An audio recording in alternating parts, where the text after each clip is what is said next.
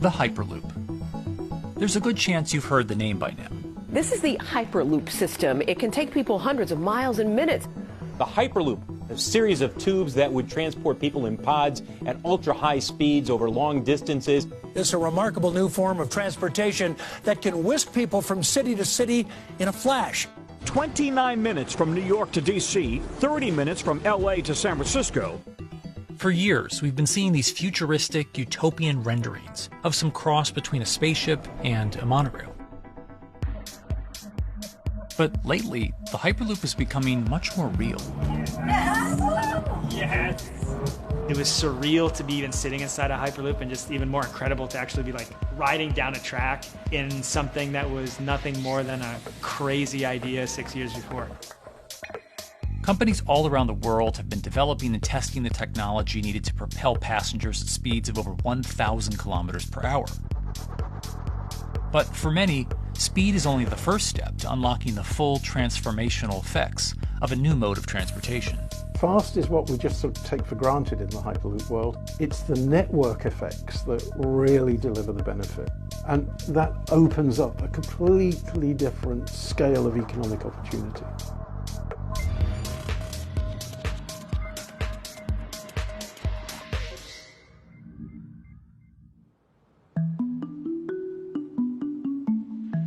We've got planes, trains, automobiles, and boats for getting around Earth.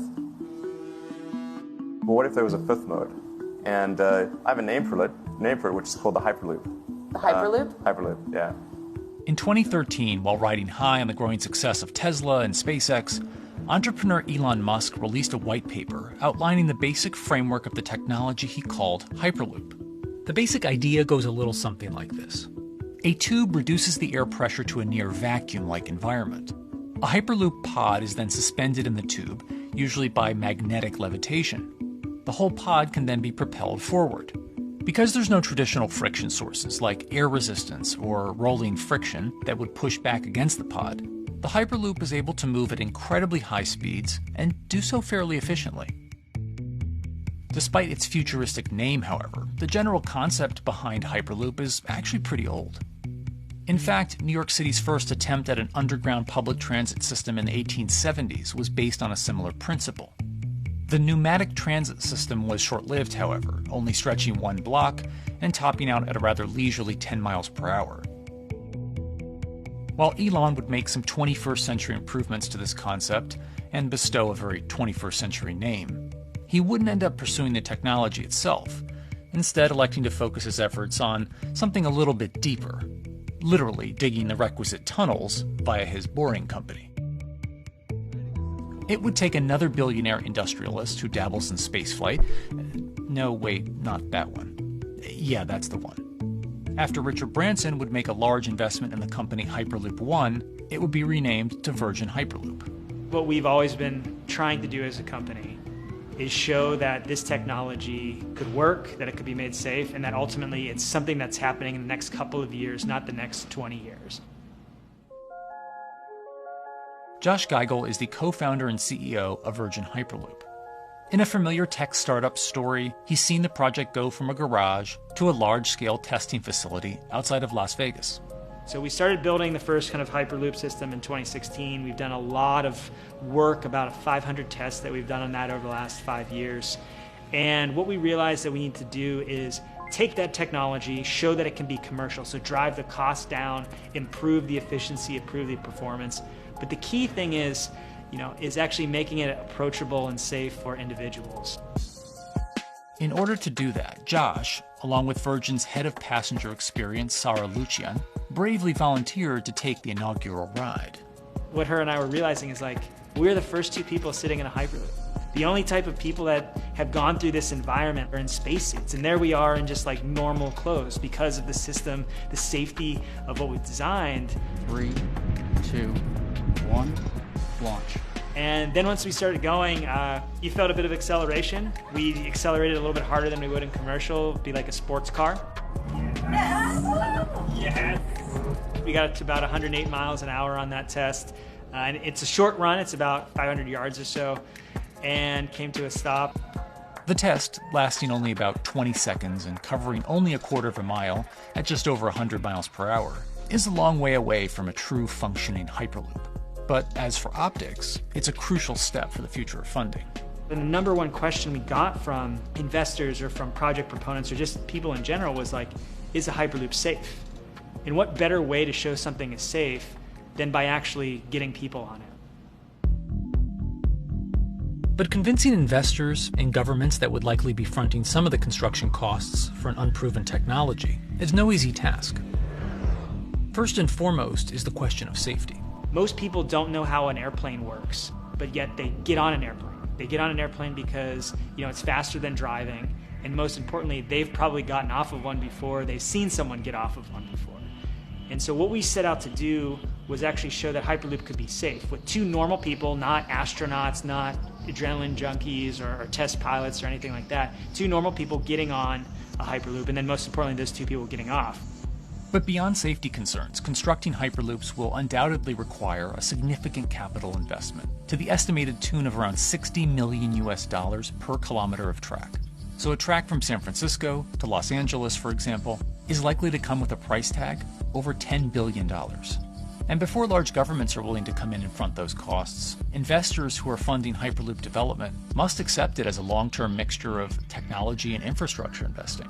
Investors that are used to short returns because you're developing apps or something to that effect, those aren't the investors that really get excited about Hyperloop. What you start to see is the people that are looking at platform technologies, right? So this idea that because the smartphone existed, Uber could exist, right? So who are like the Vanderbilts of this century? And that's the part where you're going to get a lot more no's than yeses. But those people that have the ability, the fortitude to stick it out, to see the game-changing platform here, those are the people that we're looking for.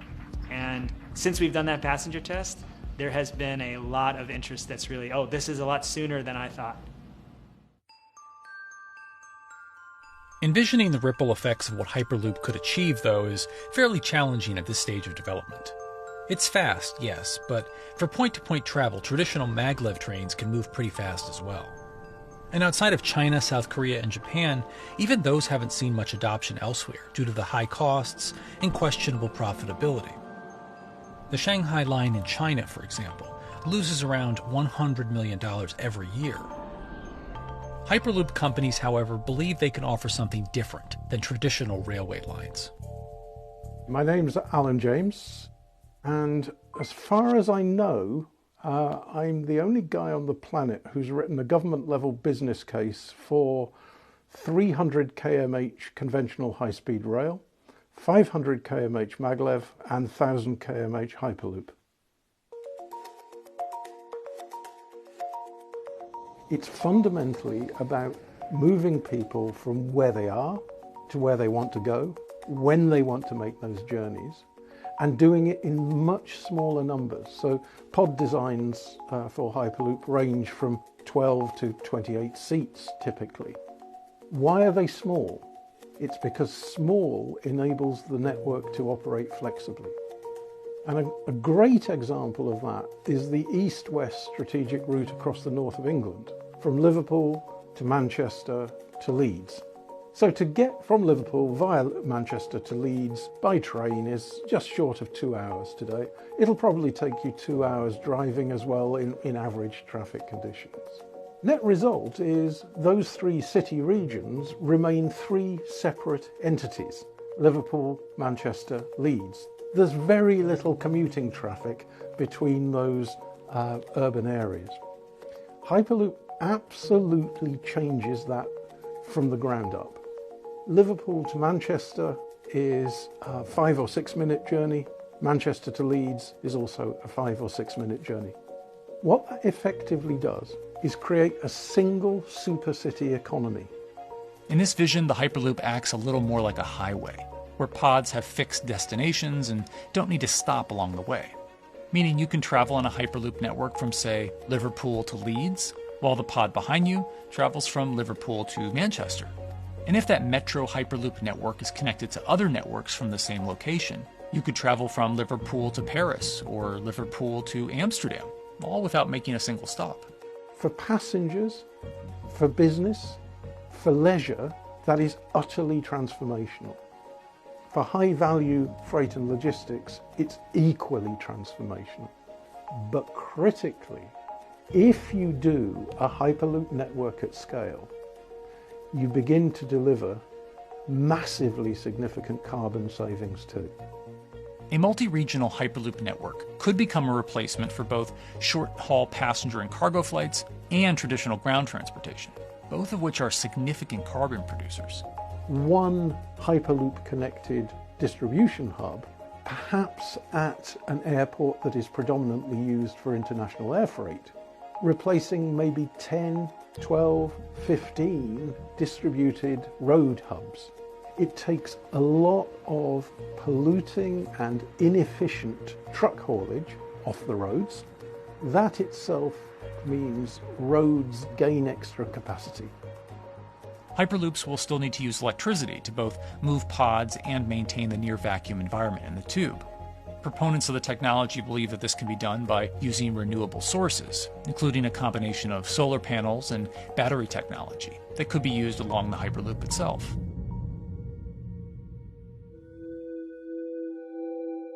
But even with all multipliers of time and carbon emission savings that a Hyperloop network may provide, the investment capital required to actually build such a network becomes even more economically and politically daunting. Committing doesn't mean spending billions on day one. Committing means, how do we phase it?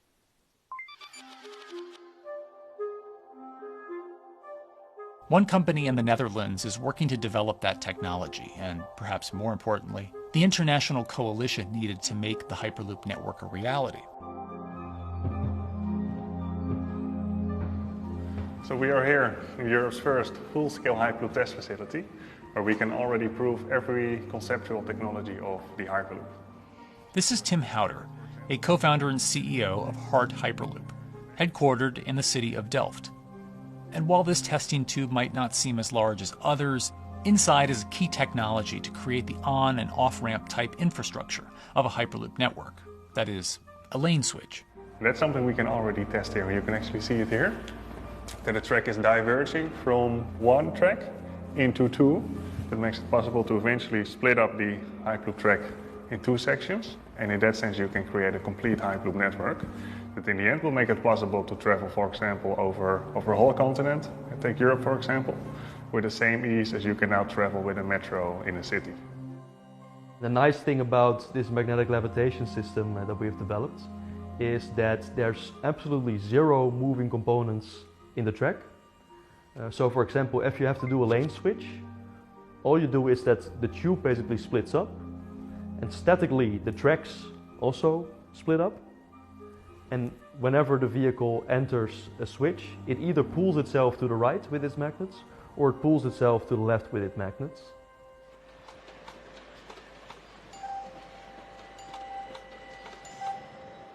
Lane switching on traditional rail requires the physical movement of the rail. Even modern magnetic levitation tracks use lane switching techniques in order to transfer trains from one track to another. And this is a very crucial element, because this is the thing that limits the capacity and, in the end, the usefulness of the rail network. Because the moment that a track is switching, that means that at that moment you are creating an unsafe environment for the trains behind it. So you need a lot of space between trains. But in a Hyperloop, because you have no moving components in the track, all the vehicles can be much closer to each other. You can achieve a very high frequency and basically have your vehicles moving and merging in and out of the network very much like a highway. For now, though, Hart's physical testing has been limited by the size of their tube. Because the test track is only 30 meters long, they haven't tested this lane switch at speeds greater than 20 kilometers per hour. However, the company is working to build a new test site where it plans to increase that testing speed to 300 kilometers per hour. We're now in a phase where we have proven most of the most important technologies in the test facilities that we already have. And we have also demonstrated the viability and the feasibility of a network. If you look at all the subsystems that it consists of, most of those are proven systems, already demonstrated in lab conditions. So we don't really believe that the technology itself is going to be the biggest challenge. Because for all Hyperloop companies out there, actually building a Hyperloop system requires more than just a good product. We're talking about the safety aspects, we're talking about integration into the environment, we're talking about the social aspects. Do people feel comfortable traveling in such a system? So it's about all these different aspects, and the complexity is really getting all the different stakeholders that are relevant and that do need to contribute to bring this to market, to get them all following the same roadmap. In order to help build this coalition of private and public interest in Hyperloop development, HART in 2018 partnered with other Hyperloop companies from Europe and Canada. The goal was to define, establish, and standardize the framework to regulate Hyperloop systems. Right now we are working with all the Hyperloop developers together in setting up the first, structure for starting the standards drafting. One of the most important goals for HART is interoperability, which is essentially making sure the different systems can communicate with each other. Interoperability is so important because what we want to achieve is actually have this seamless travel experience. So you don't want to end up, for example, going from Madrid to Paris and then switching because you need to use a different technology to get, for example, to Amsterdam. The idea being that as companies around Europe create the first commercial Hyperloop tracks between individual cities, one day those can all be connected to a larger network. Everyone that believes that Hyperloop is a future transport system also realizes that there is a need to have this network because that's where Hyperloop thrives. Hyperloop is such a huge project. It's definitely not something that you can do on your own or as a single company. So you need to do it with a lot of other companies. You need to have the governments. I think in that sense the biggest challenge that we've encountered is to really get all the required parties together to take the steps in development and in commercial implementation. HART's next plan is to build the European Hyperloop Center, an open testing facility which will include a 2.6-kilometer test track. And the company hopes to test travel speeds there at up to 700 kilometers per hour. Virgin Hyperloop is also racing to construct the first commercial Hyperloop route, with projects in various states of development in India, Saudi Arabia, and the United States.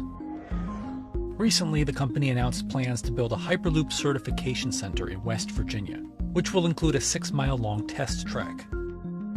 Proving the technology here will be crucial if Hyperloop networks can find a home among infrastructure investments that the Biden administration hopes to make. The idea that there's multiple Hyperloop companies, I think, is a redeeming aspect in the business. People really want to see something happen, so having multiple people move forward is good for that. I was struck when Josh and Sarah rode the pod. 2 or 3 of the major outlets used the phrase, "We now have a new mode of transport." And although all of that technology had existed before those 2 human beings rode it, it was the moment at which those 2 human beings traveled that short distance down the tube that in popular imagination, Hyperloop became a mode of transport. The metaphor I use with my team is that, the Wright brothers were first, but none of us fly on Wright Brothers Airlines anymore. If you don't continue to innovate, you're not going to be around, and so we'll continue to be at the forefront of building Hyperloop. Back in 2013, Elon had an idea. I think the difference now in 2021 is some brilliant engineers have spent real time grinding out the details. And I thoroughly expect the next 3 to 5 years to be decisive.